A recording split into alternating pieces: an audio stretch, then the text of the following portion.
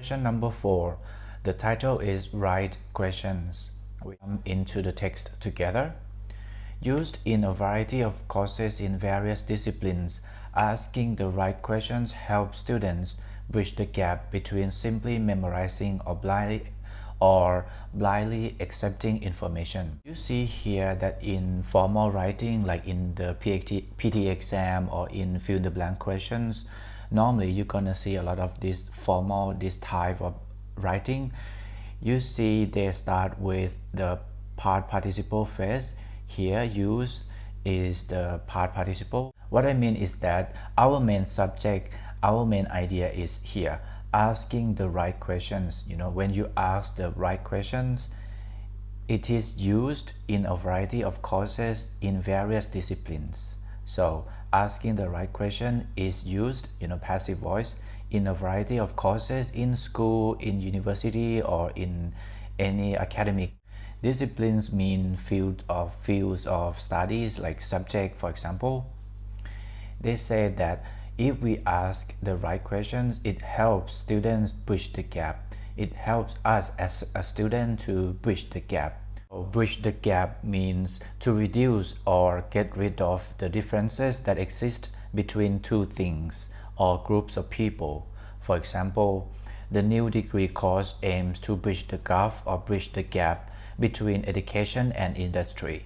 So it means that the new degree course aims to reduce the differences between education and industry. Or another example, education as a vital tool in bridging the gap between rich and poor. So it simply means that education as an important tool or vital tool in reducing the differences between rich people and poor people. Here they say that asking the right question helps students bridge the gap between just simply memorizing or accepting information and the greater challenge of critical analysis and synthesis. So, if we study in the uni or in classroom and then we ask the right question to teacher, it's gonna help us to bring a lot of information in more detail. For the first blank, you see here, you got the comma here at the beginning of the sentence. In my opinion, I think this blank we should go with adverb 99.99%. So let's have a look at the options. You got articulately, specifically, conversely, and proportionately. Everything is adverb, like I mentioned earlier. Now we know that for sure it needs to be an adverb.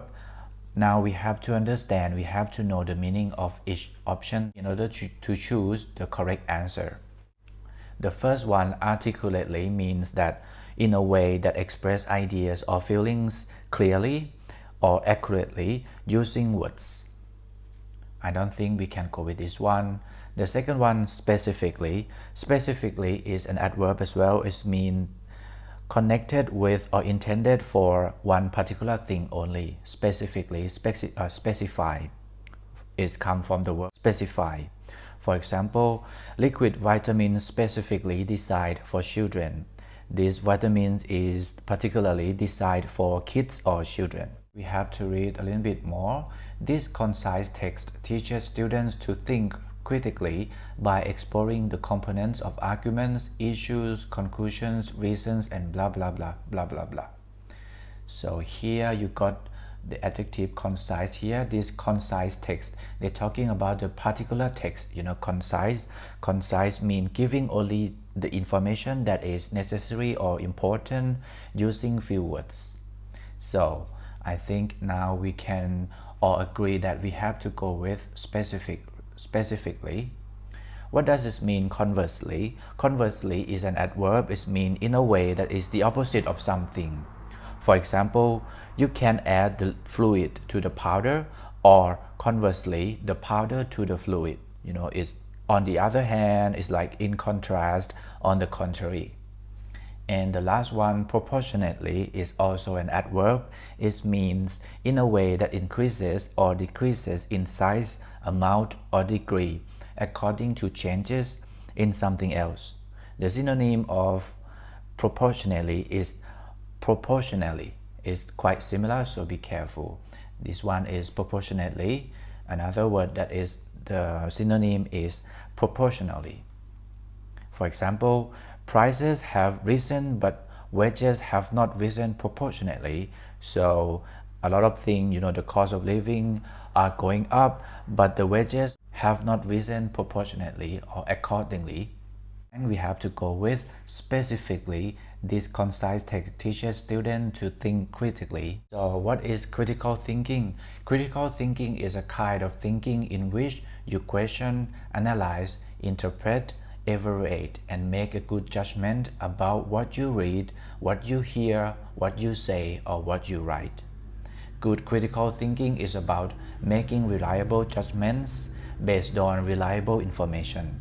At least you have some ideas of what is related, what is the critical thinking. To our text, the first blank we already answered. It has to be specifically. This concise text teaches students to think critically. And then the second one, and on how to dash fallacies and manipulations and obstacles to critical thinking in written and visual communication. You see in our second blank we have how to. So after to, I think my guessing would be the verb infinitive, the verb that doesn't change the form. Also, this verb need to collocate well with fallacies. What does it mean, fallacies? Fallacies mean false ideas or wrong ideas. And then the verb that with fallacies is spot. This text not only teaches students to think critically, also it teaches students to spot fallacies. To spot fallacies means to get or to qualify or to realize the false ideas or the wrong ideas. It teaches them means students. It teaches them to dash to alternative point of view and develop a solid foundation for making personal choices about what to accept and what to reject. So concise text also teaches students to do something. Again, here I think we still need to go with the verb infinitive. And also this verb infinitive, you got the hint or clue here. This verb infinitive followed by preposition to. Now let's have a look at the closer look at all the options. We have the verb respond, which is mean like reply, dissent, add, and score. What do you think? Which one is the best option for this particular blank? I have to go with respond because the text teaches students to respond or to reply to alternative points of view. Point of view is the particular attitude or opinion that somebody has about something. So definitely we have to go with to respond to alternative points of view. Now I'm going to recap all the answers for you. So the first one we have to go with specifically. This concise text teaches students to blah blah blah. The second one we have to go with how to spot fallacies. And the third one, the last one, is it teaches them to respond or to reply to alternative points of view. Hope I was clear enough for you in this fourth question, right questions. But again, if you still have any other questions, you can still comment down below here and I will answer your question as soon as possible. And thank you so much for watching this video and I will see you soon in the next video. Bye bye.